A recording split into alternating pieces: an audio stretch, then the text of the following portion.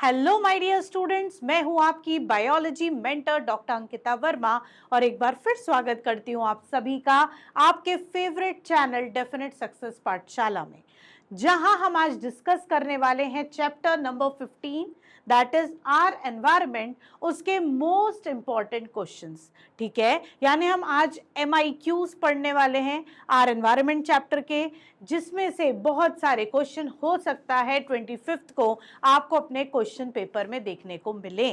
तो चलिए हम लोग स्टार्ट करते हैं वह एनवायरमेंट चैप्टर के MIQs को।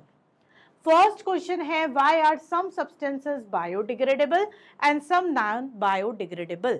कुछ सब्सटेंसेस बायोडिग्रेडेबल और कुछ नॉन बायोडिग्रेडेबल क्यों होते हैं? भाई बायोडिग्रेडेबल वो होते हैं जो माइक्रो ऑर्गेनिजम्स, कुछ एंजाइम उन पे सीक्रेट करता है, उससे वो डिग्रेड हो जाते हैं और सिंपल फॉर्म में क्या हो जाते हैं, टूट जाते हैं। नॉन बायोडिग्रेडेबल वो होते हैं जो ऑर्गेनिजम्स के थ्रू, बायोलॉजिकल एजेंट्स के थ्रू सिंपल फॉर्म में ब्रेक नहीं होते और वो हीप बनाते रहते हैं और हमारे अर्थ पे एक्यूमुलेट होते रहते हैं। अब ये तो आपको पता था, लेकिन बच्चों इसको फ्रेम कैसे करोगे? फ्रेम करोगे, the waste we generate in our daily life are biodegradable and non biodegradable. It is so because in our environment are present microorganisms which secrete enzymes. These enzymes degrade organic compound present in the dead remains of plants and animals and their waste products into simpler substances. Such waste are termed as biodegradable. On the other hand, these enzymes cannot degrade certain category of waste such as plastic, glass objects. These waste therefore persist such as in the environment and are termed as non biodegradable waste. ठीक है ना बच्चों, तो framing बहुत important होती है कि आप आंसर को फ्रेम कैसे कर रहे हो, इसका आप स्क्रीनशॉट लेके अपने पास रख लो। नेक्स्ट पे मूव करते हैं, give any two ways in which biodegradable substance would affect the environment. आपको दो तरीके बताने हैं कि किस तरीके से बायोडिग्रेडेबल सब्सटेंस भी एनवायरनमेंट को अफेक्ट करता है। भाई करता है, क्यों नहीं करता, वेस्ट तो वेस्ट है। अगर डिकम्पोजिशन होता है बायोडिग्रेडेबल वेस्ट का तो फाउल स्मेल बनती है, भाई स्मेल आती है जहां पर भी ये डिग्रेडेशन प्रोसेस होती है ना। अगर कचरा बहुत दिनों तक, चाहे वो सब्जी का हो, फलों का हो, हमारा किचन वेस्ट हो, एक जगह इकट्ठे होने दोगे तो आपको उस डस्टबिन में से स्मेल आती है। इसलिए आती है क्योंकि माइक्रो ऑर्गेनिजम्स उसको डिकम्पोज कर रहे हैं और उससे जो एंजाइम सीक्रेट कर रहे हैं उससे स्मेल प्रोड्यूस हो रही है। ठीक है बेटा, तो that makes the life of people miserable. Flies breed at huge heaps of biodegradable waste, carry the germs and spread diseases such as diarrhea, typhoid, cholera, tuberculosis, etc. जो फ्लाइज हैं वो ब्रीड करती हैं, उसके ऊपर मक्खियां घूमती हैं, वहां घूमेंगी और फिर वो दूसरी जगह हमारे खाने पे, हमारी घरों में आके बैठती हैं और बहुत सारी डिजीजेस फैलाती हैं। तो इसका भी स्क्रीनशॉट ले लो आप लोग बेटा कि किस तरीके से बायोडिग्रेडेबल वेस्ट हमारे एनवायरनमेंट को अफेक्ट करता है। नेक्स्ट क्वेश्चन है, give any two ways in which non biodegradable substance affect the environment. अब हमें दो तरीके बताओ जिसमें नॉन बायोडिग्रेडेबल वेस्ट अपने एनवायरनमेंट को अफेक्ट कर रहा है। तो भाई पहला है, some of the non biodegradable waste enter the food chain. Food chain में एंटर कर जाएगा, बायो मैग्नीफाई होगा, जिसको हम बोलते हैं बायो मैग्निफिकेशन, है ना, हमने पढ़ा हुआ है ना, जो बहुत ही इंपॉर्टेंट क्वेश्चन है। तो बायो मैग्नीफाई करता है और अदर बायोटिक कंपोनेंट्स में एंटर करता है और हमारे एनवायरनमेंट में परसिस्ट करता है। एक्सेसिव नॉन बायोडिग्रेडेबल पेस्टिसाइड्स और फर्टिलाइजर हमारी सॉइल की फर्टिलिटी को इफेक्ट करते हैं, तो हमारी क्रॉप का प्रोडक्शन भी कम होता है, तो रिड्यूसेस दस बिकम एसिडिक और एल्कलाइन हो जाता है। तो इस दो तरीकों से हमारा नॉन बायोडिग्रेडेबल वेस्ट भी हमारे एनवायरनमेंट को अफेक्ट करता है। तो इसका भी आप जल्दी से स्क्रीनशॉट ले लीजिए। अब जो नेक्स्ट है आपका, what are trophic levels, give an example of food chain and state the different trophic levels in it. क्या होते हैं ट्रॉफिक लेवल्स? क्या होता है trophic level?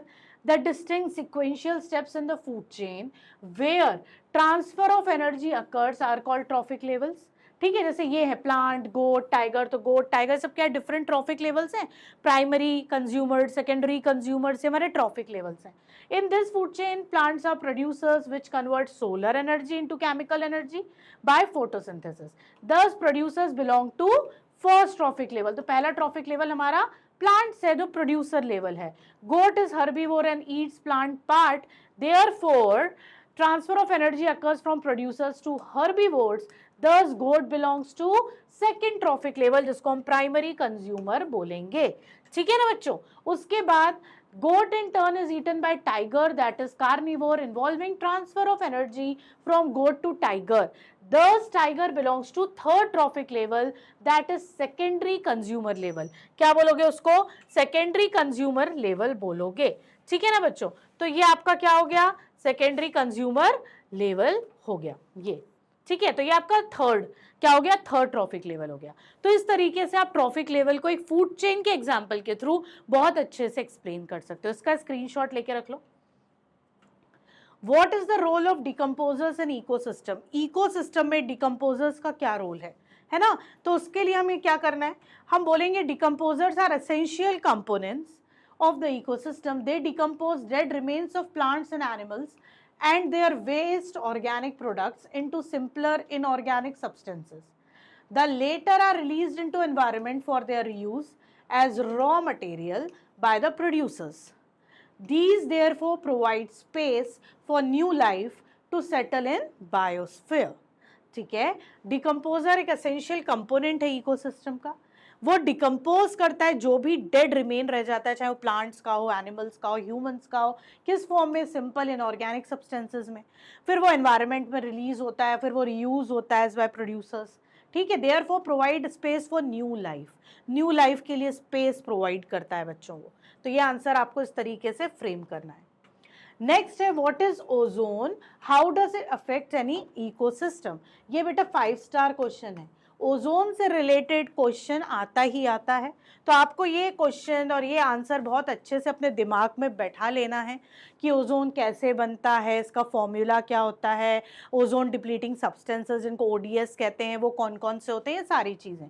Ozone is a form of oxygen. A molecule of ozone contains 3 oxygen atom. Formula क्या होता है? O3 होता है ना।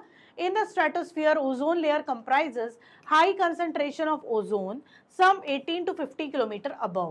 Therefore, it is a photo-dissociated and generated by absorption of harmful short wavelength UV radiations. By absorbing harmful UV radiation, this layer protects all forms of life on Earth. Certain harmful chemicals such as chlorofluorocarbons, methane, oxides of nitrogen, etc. produced by human activities are thinning agents of ozone blanket. Ozone blanket को ये thin करते जा रहे हैं सारे substances, इनको हम ozone depleting substance भी बोलते हैं बच्चों। ठीक है, क्लियर? उसके बाद as a result, more UV radiation penetrate ozone blanket, strike the earth and produces skin cancer, damage to eyes, including increased incidence of cataract and damage to immune systems of human beings and other animals. These also result in increased embryonic mortality, decreased photosynthesis in plants and contributes towards global warming. Main ये सारी चीज़ें तो हैं ही, ठीक है, skin cancers है, cataract है, बहुत सारी चीज़ें, एम्ब्रियोनिक मोर्टेलिटी है, लेकिन इन सारी चीज़ों से ऊपर हमारी जो ये ग्लोबल वार्मिंग हो रही है ये भी इसी का अफेक्ट है बेटा। ठीक है, तो आप इसका भी स्क्रीनशॉट लेके रख लीजिए। ठीक है, आगे बढ़े। How can you help in reducing the problem of waste disposal? Give any 2 methods. 2 methods बताओ वेस्ट डिस्पोजल के। तो बिल्कुल literally getting rid of waste, हम कैसे वेस्ट को ख़त्म करें, हम कैसे उसको डिस्पोज ऑफ करें। तो हम क्या कर सकते हैं? We can also bury kitchen waste, fallen leaf etcetera into pit, है ना, पिट में डाल सकते हैं, लैंडफिल्स बना सकते हैं, रीसाइकलिंग कर सकते हैं इन वेस्ट को, कंपोस्ट बना सकते हैं, बायोगैस प्रोडक्शन कर सकते हैं, इंसिनरेट कर सकते हैं जहाँ पे बर्न कर दिया जाता है। बहुत सारे मेथड्स हैं किस चीज़ के? गेटिंग रिड ऑफ वेस्ट के लिए। ठीक है, तो आपको ये सारे मेथड्स, ये देखिए, landfills, recycling, third preparation of compost, production of biogas and manure and incineration, ये सारे मेथड्स आप कर सकते हो, आप यूज कर सकते हो फॉर वेस्ट डिस्पोजल। ठीक है, इसका आप लोग स्क्रीनशॉट ले लो। What will happen if we kill all the organism in one trophic level? अगर एक ट्रॉफिक लेवल के ऑर्गेनिज्म को किल कर दो, क्या हो जाएगा? अगर हमने एक को भी किल किया ना बेटा तो पूरी डिसबैलेंस हो जाएगी हमारी फूड चेन। दोनों ही पॉपुलेशन में बड़ा वो आ जाएगा, जो उसके बाद वाली है या जो उसके पहले वाला ट्रॉफिक लेवल है, दोनों में ही पॉपुलेशन एक बहुत इंक्रीज हो जाएगी, एक बहुत डिक्रीज हो जाएगी, ओवरऑल बैलेंस हमारे इकोसिस्टम का डिस्टर्ब हो जाएगा। तो लिखोगे क्या, if we kill all the organism in one trophic level, the transfer of food energy to next level will stop. Also, there will occur overpopulation of individual belonging to the previous trophic level. It will bring imbalance in the ecosystem. Suppose all herbivores in the ecosystem are killed, there will be no food available for carnivores. हमने herbivores को kill कर दिया, तो carnivores के लिए खाना बचा क्या बेटा? क्या खाएंगे carnivores? घास तो खाएंगे नहीं, तो क्या हो जाएगा, आपके carnivores के लिए food ही नहीं बचा.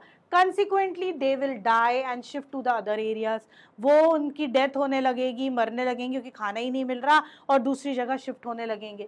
Also, the population of producers will go on increasing. और वहीं जो producers है, घास है, पेड़ पौधे हैं, वो बढ़ते जाएंगे क्योंकि उनको कोई खाने ही वाला नहीं बचा. ठीक है, in absence of herbivores, this bringing imbalance in the ecosystem. इस तरीके से इम्बैलेंस हो जाएगा हमारा पूरा ecosystem.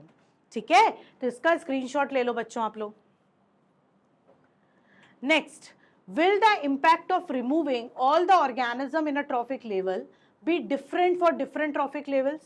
Can the organisms of any trophic level be removed without causing any damage to the ecosystem? नहीं, बिल्कुल नहीं. यही चीज आपको घुमा फिरा के पूछ ली है. Yes, the impact of removing all the organism in a trophic level will be different for different trophic level. Imbalance in ecosystem leading to its destruction will be time related. Time related है ये. Suppose all producers are killed, there will be no food available for herbivores. They also die and migrate. In the absence of herbivores, various categories of carnivores will be affected. ठीक है, various category carnivores की भी affect करेंगी. समझ में आ गया ये चीज? इसका आप लोग क्या करोगे, जल्दी से स्क्रीनशॉट ले लोगे. Since all categories of organism are linked, removal of organism in any trophic level will ultimately affect the ecosystem. है ना, क्योंकि सब एक दूसरे से लिंक्ड है बेटा. कहीं की भी लिंक आप ब्रेक करोगे तो पूरी चेन डिस्टर्ब हो ही जाएगी. Right? What is biological magnification? This is 5-star question. Biological magnification क्या है? What is biological magnification? ठीक है, will the level of this magnification be different at different levels of ecosystem? क्या ये अलग अलग होता है? क्या होता है biological magnification?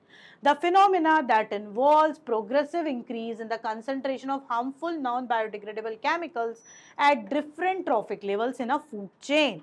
ठीक है, इट्स कॉल्ड बायोलॉजिकल मैग्निफिकेशन. जब toxic non biodegradable substance trophic level to trophic level bio magnify होता जाता है, बढ़ता चला जाता है, मतलब क्या है, वो बना रहता है, वो डिग्रेड नहीं होता. This is known as, yes the concentration got increased one by one trophic level. This is known as bio accumulation, bio magnification और बायोलॉजिकल मैग्निफिकेशन. ठीक है, और इसको इफ, अच्छा इसका आप स्क्रीनशॉट भी ले लो बेटा. If all the waste generate is biodegradable, will this have no impact on the environment? अगर सारा waste क्या होगा, biodegradable होगा, तो क्या हमारे environment में कोई impact या effect नहीं पड़ेगा? If all the waste we generate is biodegradable, it will have impact. Impact तो हो गई. It is so because it will not be broken down into simple substance by microorganism very soon. सब एक साथ तो वो decompose कर नहीं देंगे. Hence it will be accumulated. तो थोड़ा बहुत accumulate होता जाएगा and will act as a pollutant और pollutant की तरह फिर act करेगा. It therefore will result in harmful effect on the environment. जिससे environment पे harmful effect पड़ेगा. ठीक है, तो चाहे वेस्ट डिग्रेडेबल हो चाहे नॉन बायोडिग्रेडेबल हो, वेस्ट इज वेस्ट, वो एक्यूमुलेट होगा तो हमारा एनवायरनमेंट पल्यूट भी होगा. ठीक है, इसका आप जल्दी से स्क्रीनशॉट ले लीजिए. तो ये थे आपके आर एनवायरनमेंट के मोस्ट इंपॉर्टेंट क्वेश्चंस. क्या थे? MIQs, ठीक है। ये आपके यार एनवायरनमेंट के मोस्ट इंपॉर्टेंट क्वेश्चंस थे जो आपने देख लिए, उसके स्क्रीनशॉट भी ले लिए। आप लोग अब हो गए हैं पूरी तरह से prepare for your board exams. आपका लाइफ प्रोसेस चैप्टर रिवाइज हो गया, आपने how do organisms chapter revise कर लिया, आप लोग ने कंट्रोल कोऑर्डिनेशन भी जरूर देखा होगा, आप लोग ने heredity and variation, heredity and evolution भी देखा होगा, और आज हमने कर लिया है आर एनवायरनमेंट। तो आप लोग जल्दी से इन सारे वीडियोस को देख के एक बार अपना क्विक रिवीजन कर लीजिए, और आगे भी बहुत सारे इंपॉर्टेंट वीडियोस आने वाले हैं, उसके लिए हमारे साथ बने रहिए। तब तक के लिए बाय बाय।